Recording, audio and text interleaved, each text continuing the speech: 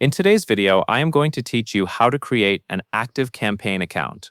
This is the first step towards setting up your email marketing, automation, and customer communication in one place. If you follow along carefully, you will have your new dashboard ready in just a few minutes. To begin, go to the Activecampaign homepage. On screen, you will want to look for the main landing page where the sign-up options are shown. This is usually the page that explains what Activecampaign does and highlights the trial offer. Take a moment to confirm you are on the correct official site before you start entering any information. Next, click the light green Start Trial button in the center pop-up. If you do not see that central pop-up, you can instead use the blue Free Trial button in the top right corner.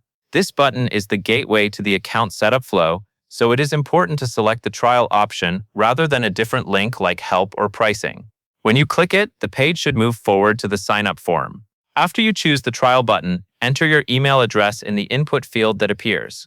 Keep your eyes on the field and make sure you are typing into the email box. Using an email address you can access is important because Activecampaign may send a confirmation message as part of the process.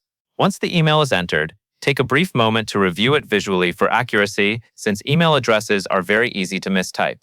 Now you will follow the onboarding prompts to type your business name and details. This part helps Activecampaign tailor the initial setup to your needs. When the prompts appear on screen, look for fields that ask for your business name and possibly additional information about what you are using Activecampaign for. Fill these in based on your real situation.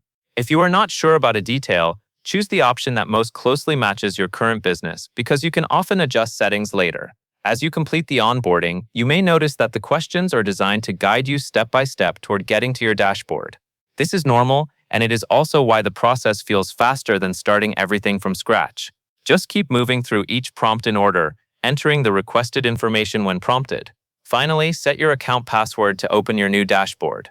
When you see the password field, choose a strong password that you can remember. If the page includes password requirements, such as minimum length or character types, follow those rules so your account can be created successfully. After you enter your password, confirm it if there is a second field for verification. Once your password is set and the account creation is complete, you should be taken directly into your new Activecampaign dashboard.